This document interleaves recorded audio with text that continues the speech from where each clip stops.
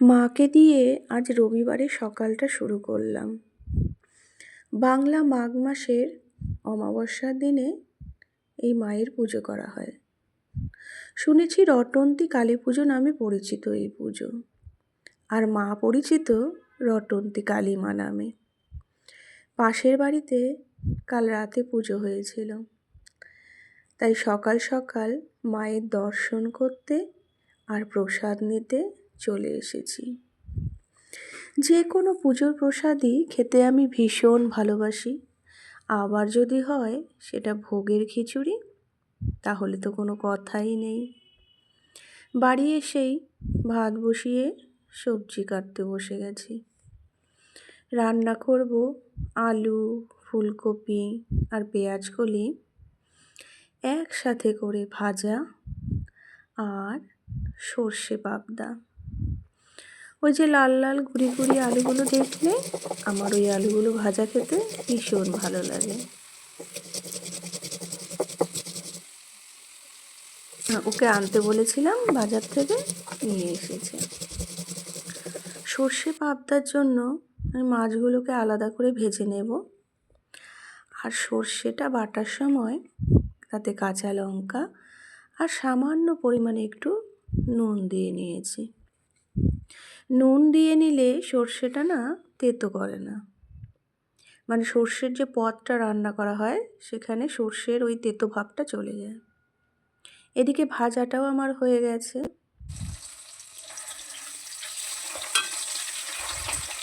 ওই সর্ষের যে পেস্টটা, ওখানে কিন্তু আমি হলুদ গুঁড়ো, জিরে গুঁড়ো আর সামান্য শুকনো লঙ্কার গুঁড়ো আগেই ভালোভাবে মিক্সড করে নিয়েছিলাম। তো মাছগুলো ভাজার পরেই ওই তেলেই সামান্য পরিমাণে কালো জিরে ফোড়ন দিয়ে ওই সর্ষের যে ওই মিশ্রণটা, যেখানে সব কিছু গুঁড়ো মশলাগুলো মিশিয়ে নিয়েছি, সেটা ওই তেলে দিয়ে দেব।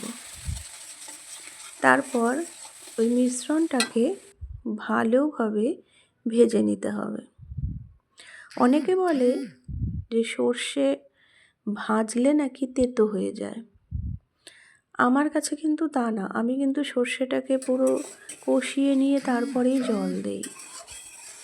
বাইরে মেয়ে খেলছিল দিদির সাথে, আর আজকে রবিবার বলে প্রচুর জামা কাপড় কাচা হয়েছে জানো তো। ওই রান্নার মাঝখানে একটু দেখতে গেছিলাম কাপড়গুলো উল্টে পাল্টে।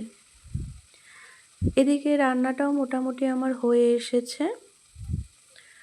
তো আমি ওই সর্ষেটা একটু কষিয়ে নিয়েই সেখানে মাছগুলো দিয়ে দেব, আর মাছগুলো দেওয়ার পরে একটু নেড়ে চেড়ে নিয়ে তারপরে সেখানে দিয়ে দেব পরিমাণ মতো জল। আবার বেশি নাড়াও যাবে না, কারণ পাবদা মাছ এমনিতেই নরম, বেশি নাড়াচাড়া হলে আবার ভেঙে যেতে পারে। তো ঝোলটা ফুটে এলেই তারপরে আমি ওই মাছের ঝোলটা নামিয়ে নেব। তো আমার রান্না মোটামুটি আজ কমপ্লিট। রবিবার দুটো পদই হয়েছে, ভাজা আর মাছের ঝোল। আর এদিকে বাইরে এত কাপড় মানে শুকোতে দিয়েছি, সবগুলোকে আমার এখন দেখে দেখে কোনটা শুকিয়েছে বা কোনটা শুকোয়নি সেগুলো রেখে দিতে হবে, বাকিগুলো তুলে রাখতে হবে। এই তো আর কি। ছুটির দিনগুলোতে বাড়িতে থেকেও মনে হয় যেন অনেক বেশি কাজ করতে হয়। এদিকে আবার আমার যে ঘরের মোটা কম্বল, সেটাও রোদে দিয়েছি আজ, কারণ সারা সপ্তাহে তো আর কোনো সময় পাই না। কাপড়গুলোও তুলে নিচ্ছি সব আস্তে আস্তে, যেগুলো শুকিয়ে গেছে। তো কি আর করা যাবে, এই তো জীবন, এই নিয়েই এইভাবেই চলতে হবে আমাদের, তাই না?